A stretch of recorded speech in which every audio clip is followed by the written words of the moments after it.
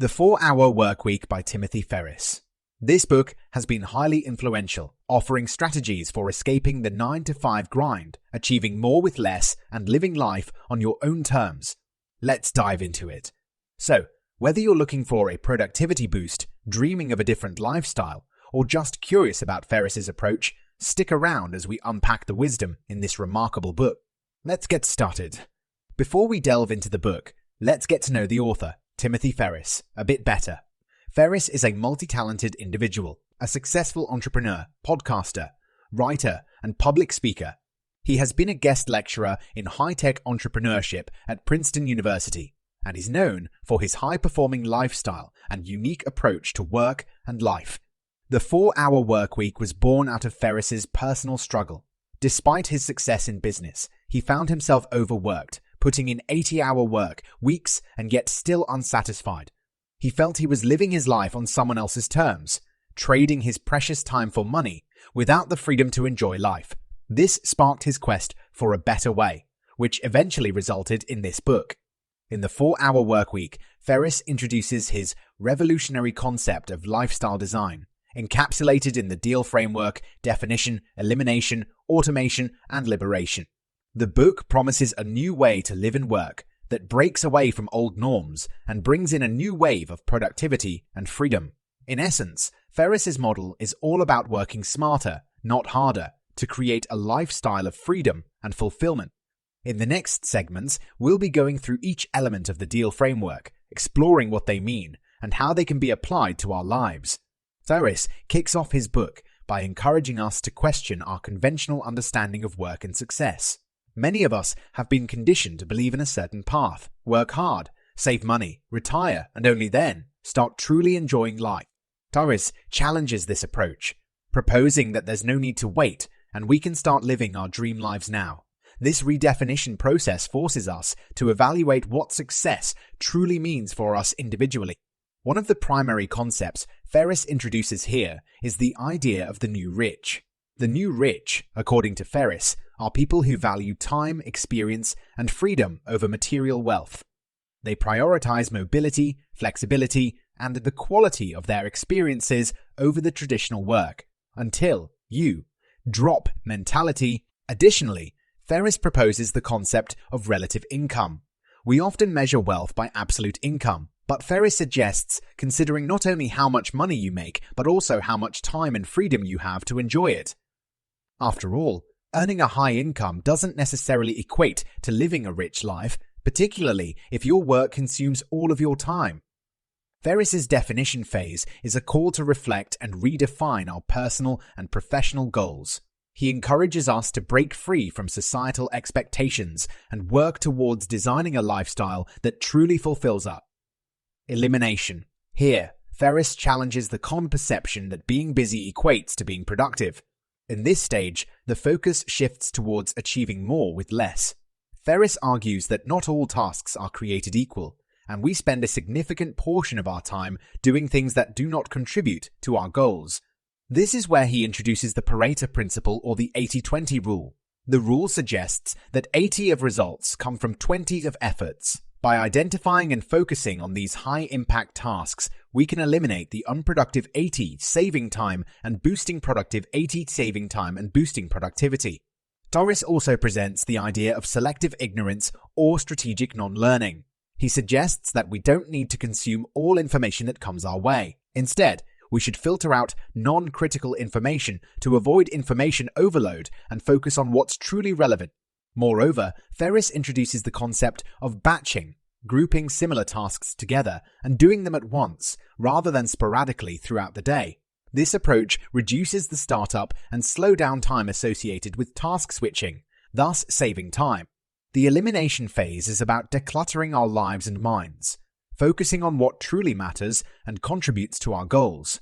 By adopting the 80-20 rule, selective ignorance and batching, we can minimize distractions and make meaningful strides towards our objectives. Automation. Here, Ferriss presents a key tenet of his lifestyle design philosophy. Make your income as automatic as possible so you can focus on the things that truly matter in life. The first step towards automation, according to Ferriss, is to outsource. And by this, He doesn't only mean business tasks but personal ones as well. Ferriss introduces the idea of hiring virtual assistants, VAS, to handle routine or administrative tasks. This not only includes professional tasks such as managing emails or scheduling meetings, but also personal tasks like booking appointments or even planning trips. By outsourcing these tasks, you can free up significant chunks of time. Ferriss then takes automation a step further with the concept of a muse. A muse, as defined by Ferriss, is a low-maintenance business that generates significant income with minimal intervention.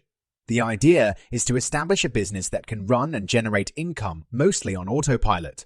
While creating a muse might require an initial investment of time and money, the goal is to set it up in a way that it requires minimal ongoing effort to maintain.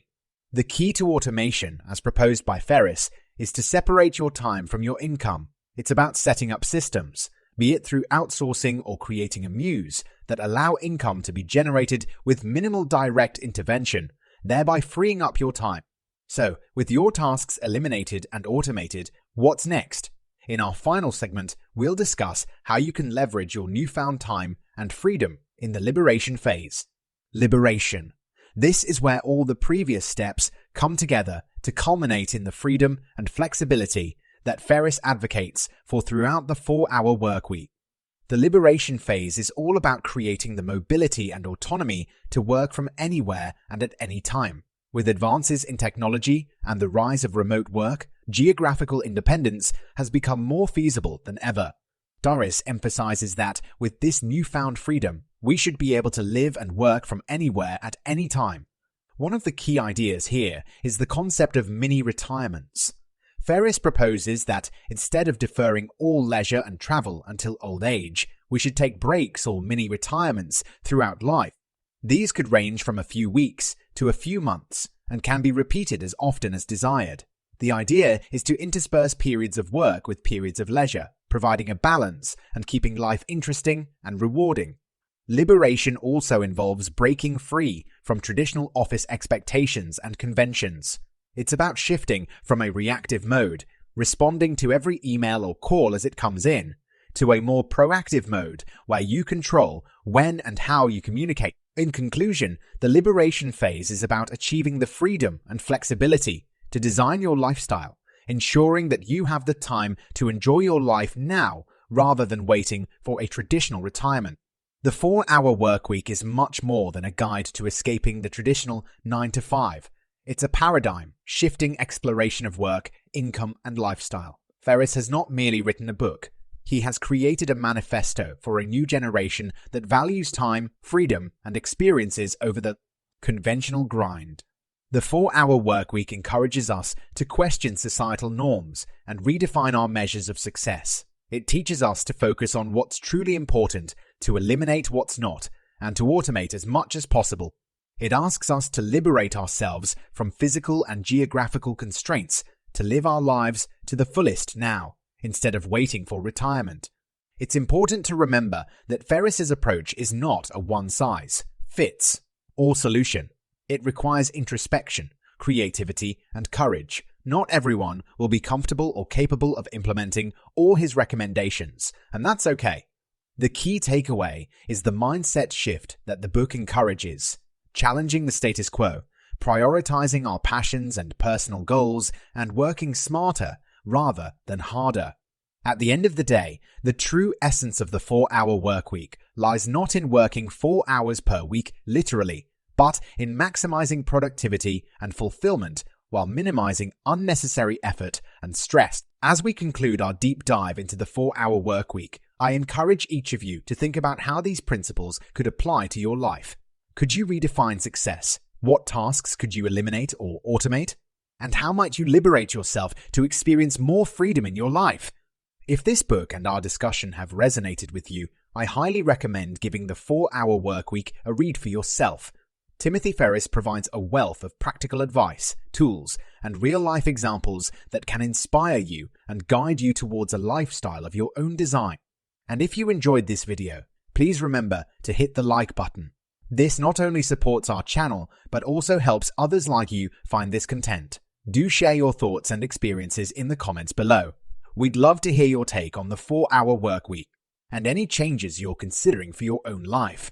And if you haven't already done so, consider subscribing to our channel. We regularly explore influential books, personal growth strategies, and innovative ideas to help you live a more fulfilling and productive life. Thank you for joining me on this exploration of the 4-Hour Workweek. Until next time, here's to living a life on your own terms,